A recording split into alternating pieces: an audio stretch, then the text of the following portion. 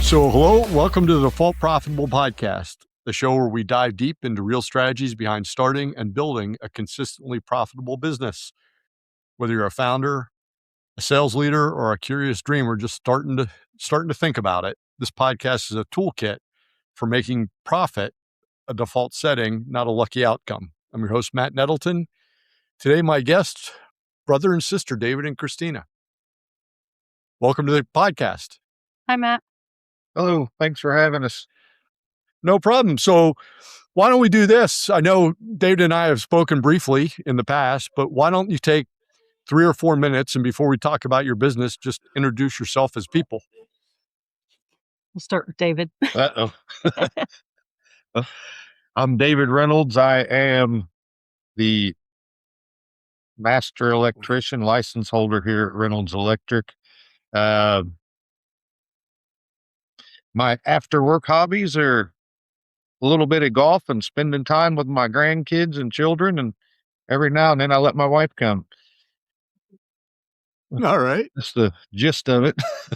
So, All right. I am Christina Reynolds-Grisby and the other half of Reynolds Electric. And I am married as well with grown adult children and a couple of grandchildren thrown in there as well. And I do not golf. I consider that watching paint dry.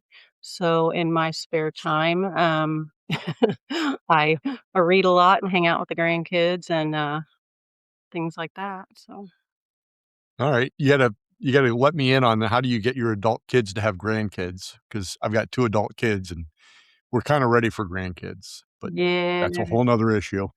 it is. So tell us about your business. so we're a residential and light commercial electrical contractor providing electrical service, maintenance, repairs, and installation. We're also an authorized dealer for both Generac and Kohler. We service, install, and maintain standby generators. All right. And so when did you start the business? We officially launched Reynolds Electric in June of 2023. So we're actually going on 3 years this summer. All right. And what were you guys doing before that? Well, we were actually, both of us were with another electrical contracting company doing the exact same thing, but more as business manager, and he was sales and service out in the field. So we were doing almost the same thing we're doing now, but not as business owners in the electrical field as well. So you both were gainfully employed.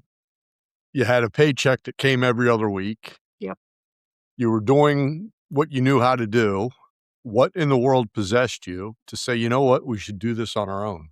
Well, we started Reynolds Electric after we learned that the company that we both worked for over 25 plus years was being sold to a private equity firm, and the opportunity that we believed we had to purchase it was no longer available. So at that point in our careers, we weren't interested in working for another organization, especially with the additional travel that would have been required under the new ownership. So our goal had always been to own a company, whether by buying one or starting our own. So we chose to build Reynolds Electric ourselves and pursue the independence and long-term benefits that come with being self-employed. We were just kind of pushed into it a little bit.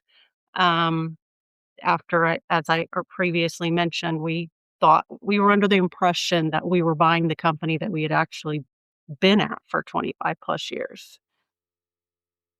So how long, it's interesting, it's not an uncommon story, but how long had you been thinking about and planning to buy or own the company?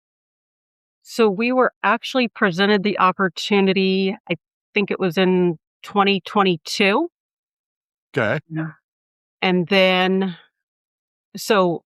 we were still under that impression literally the day that we chose to start Reynolds Electric that we were going to buy that company. We were introduced to the new owners that very morning, even after being given the impression that we were buying said company that we worked for. So when we were introduced to that new owner, it was pretty much an immediate decision in the parking lot of said business that Reynolds Electric was now going to happen. Or All right. So let's talk about the things, because you had already, prior to the conversation in the parking lot, you had already kind of in your mind started to build a business. So what are some of the things that you had put in place or that you had done to prepare? consulting with banks to obtain the loan to buy that company, um, drawn up all of the legal work necessary to do that transfer of ownership. All of those things were almost put in place prior to the realization that was not a reality. Okay.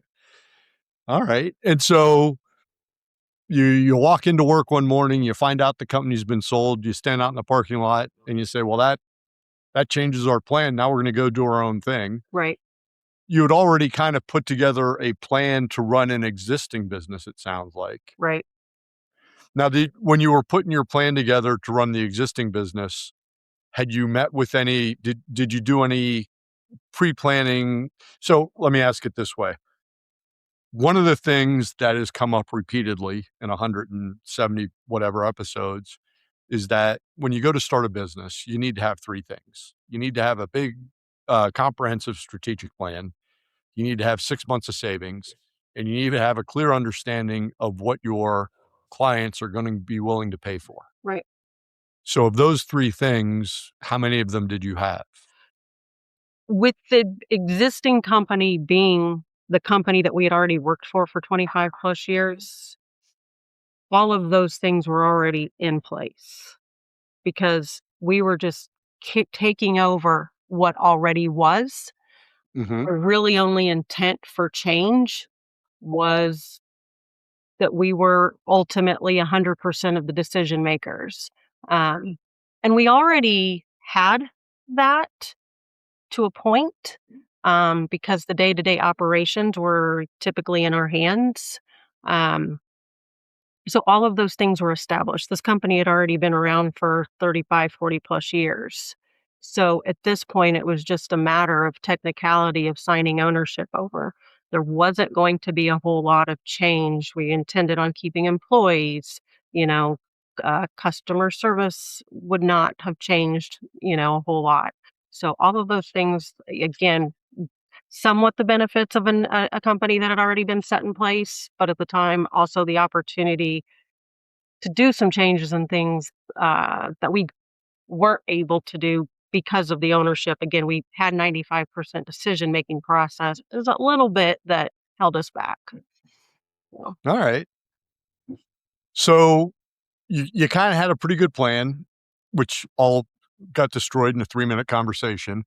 exactly. And you and you decide, hey, we're gonna do this under our own name. We're gonna start our own thing. And you walked out. You had all the skills and ability. You had the tools. You had know-how. You had done it. What are some of the things that you learned that you didn't know that you had to know once you started? Honestly, it was minimal, because again, we've already been doing what we've been doing for Right. 30 years.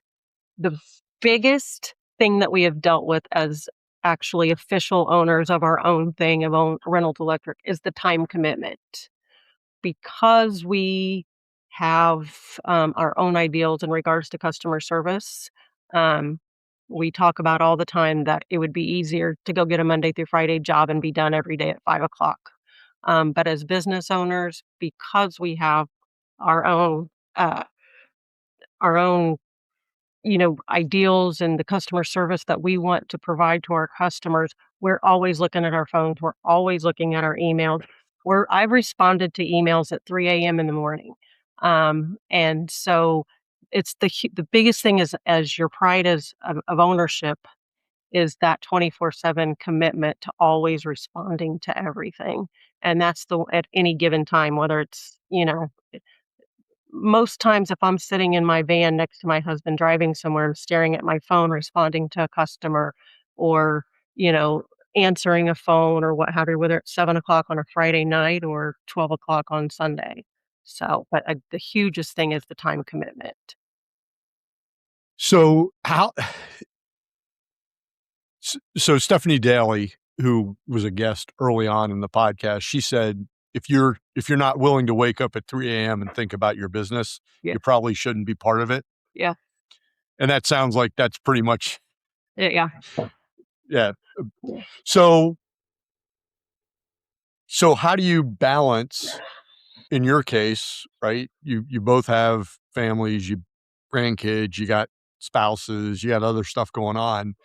How do you balance that 24/7 commitment to being a business owner trying to deliver a high level of service versus having a normal life? It's hard, but we manage.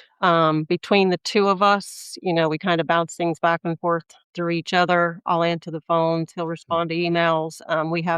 We've got somebody in the obviously, so in the office. And so that takes a little bit of the pressure off the Monday through Friday.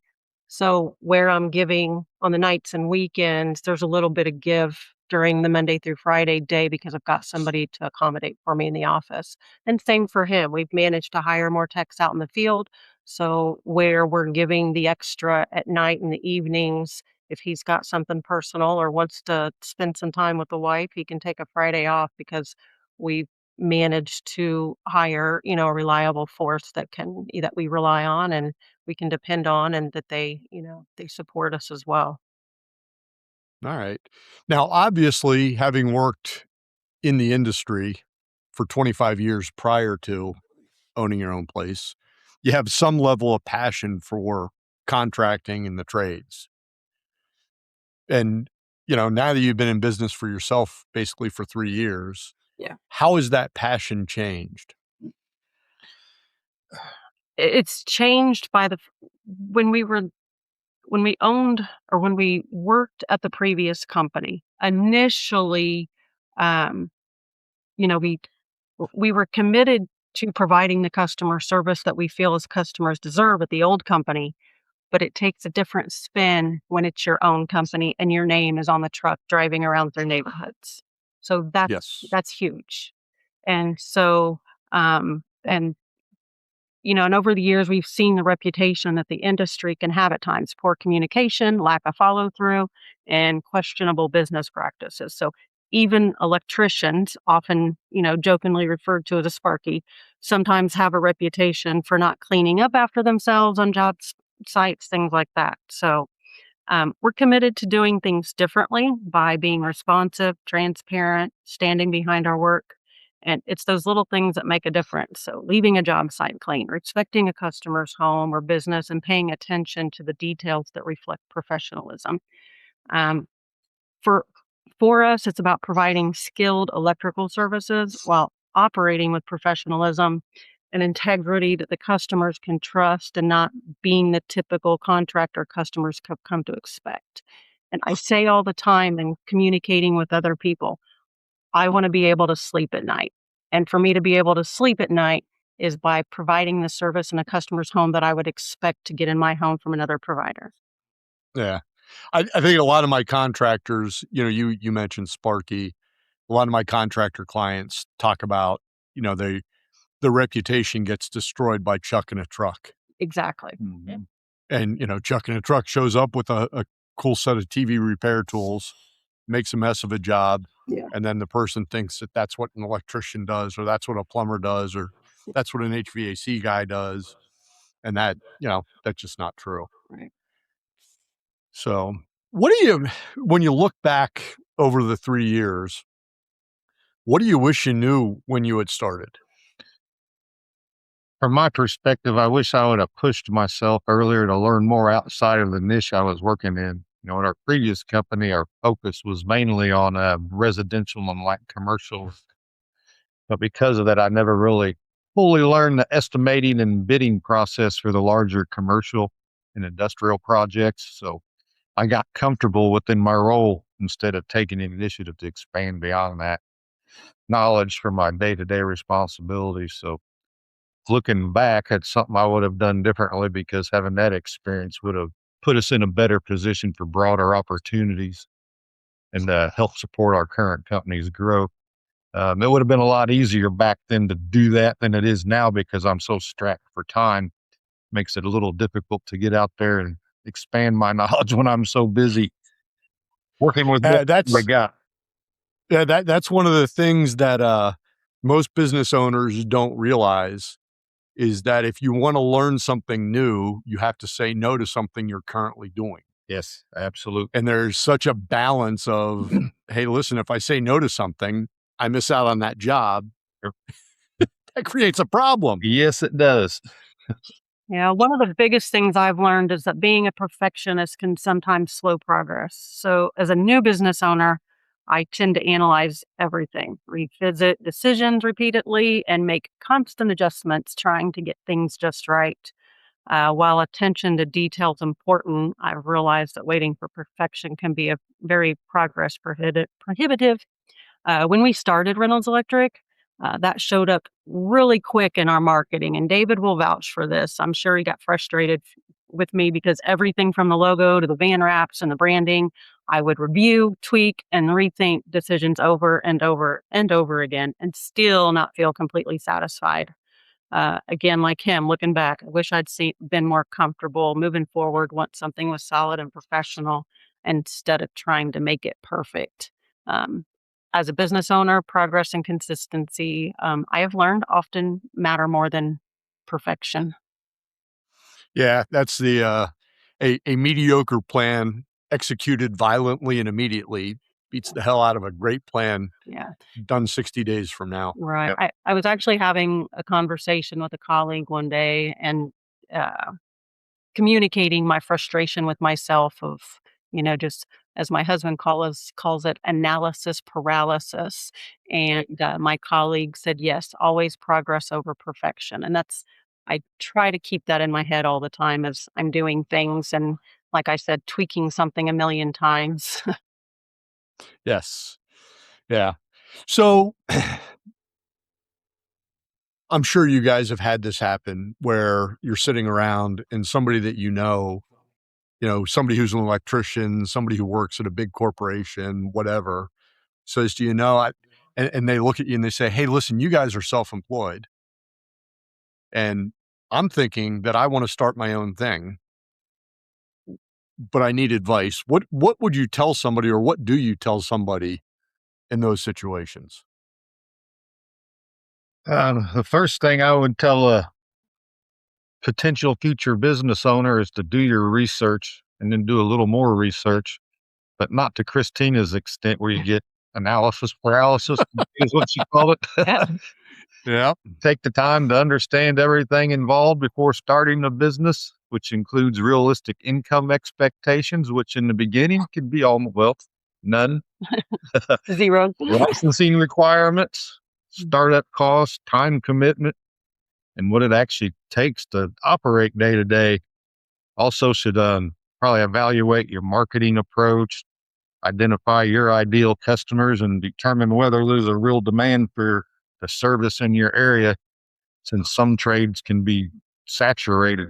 Well, if you're starting Uh, a business in a field where you already have an experience as an employee like we did, all of those things will still apply, but it's also important to understand how different ownership is. The time commitment, which we've already gone over, responsibilities and income structure, as David has mentioned, can look very different from being an employee versus an ownership. And again, as he has mentioned, can start at zero. So it's also wise to build a strong support team early. I would definitely suggest a good CPA who can help you choose the right business structure.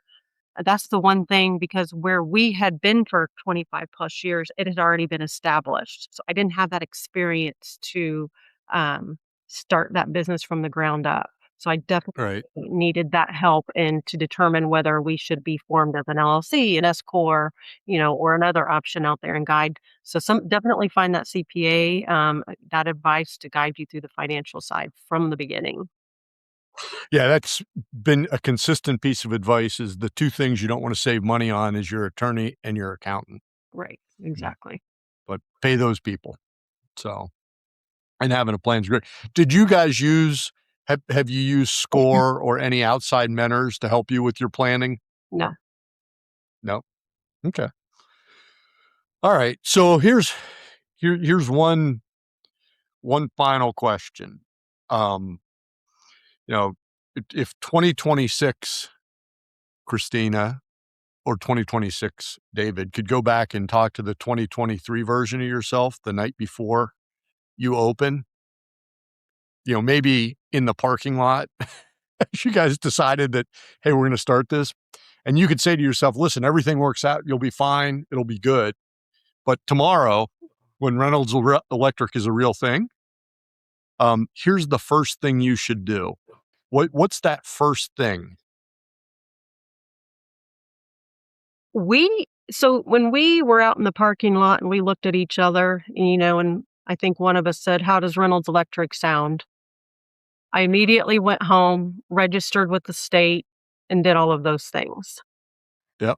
The irony of what I just mentioned a few minutes ago of getting your CPA and getting that recommendation or that person to guide you through, I did not do that.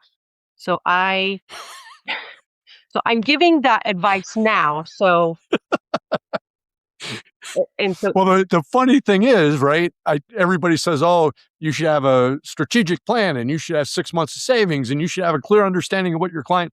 And then I said, "Well, tell me how many of those you had." And the answers to a T, everybody has said, "Well, I know I was supposed to have them. I didn't have any of those actually." Yeah, absolutely, exactly. It was the time to start, and so I started. Yes. And then you go back and you backfill everything. Well, and when within 10 minutes of your afternoon, your entire household income has been cut in half because the company that you had just put in almost, 25 plus years, it's in your brain, it's just go, go, go. And so how can you do this? And what's the fastest way to do it and to get a truck on the road and to be getting into someone's house and what have you? So even though my advice was to that new potential business owner, go to get a CPA, sometimes we don't always heed our own advice because that's the process to learn that that's what I should have done. But get that help from the beginning so that you're not backpedaling because I definitely had to go back and redo a few things.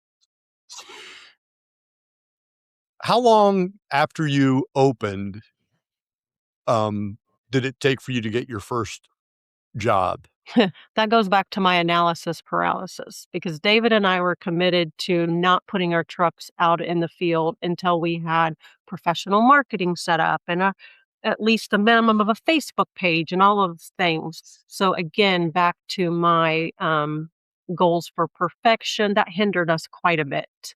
And so I would say when we went and licensed with the state in June, I was comfortable enough to put our logo on a Facebook page and all that other wonderful stuff. And I think it was late August before we accepted our first customer. We were 100% legal July 20th, 2023 was when all of our licensing, bonding, and insurance was 100% done. Yeah. So, and we already had a van that was ready to go other than a wrap because, it took her probably 6 months to finalize the details on the wrap. Her hair wasn't right. Her head was too big. Her head was too small. She didn't like where the shoes landed at on the side of the van. But you may want to let him know why keep it.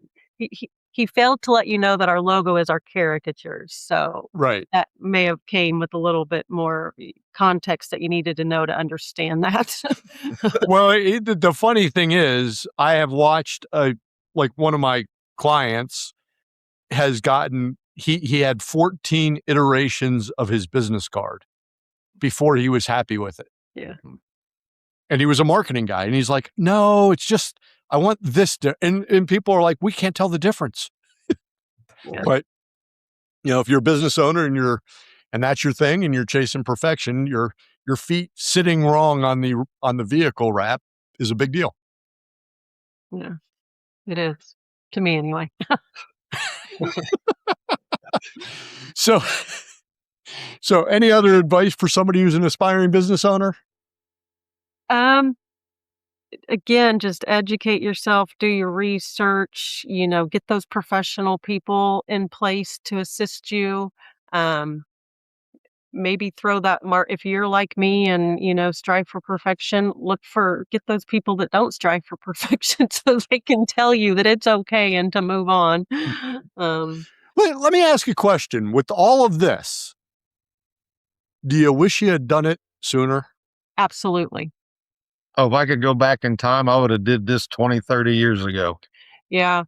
Before we did this, I had my husband and I walked the neighborhood and I said, "What would you think if David and I started Reynolds Electric?" And that was the words out of his mouth were, "I don't understand why you didn't do it a long time ago." Which Yeah. between we didn't start it 20 years ago because we were always under the impression there was the option to buy, and we were going to be buying the business down the road. So unfortunately, that got pulled out from underneath us. So yeah, that was yeah. Yeah. But here we are. Yeah. Well, I'll tell you, I think that's if I could distill, because your answer was so perfect. If I could distill the lesson from you guys down, it's, just start it, but start it sooner than you think you want to. Yes. And if you're going to have a negotiation, you haven't said this, but if you're going to have a negotiation with somebody about taking over a business, you got to get it in writing. Yeah. No matter how much you think you trust them. Yeah. So, all right. Well, that's a quick 25 minutes. Yeah. So you guys, there's a lot of great lessons in there, a lot of good, solid business. So, well, thanks for joining and being a guest. Hey, thank you for having us. No problem. And if you're listening right now, 3 ways you can help. Leave a review, hit subscribe, share an episode. Next week, we'll be back with more stories about owning a business. Until then, stay focused, keep working, stay profitable.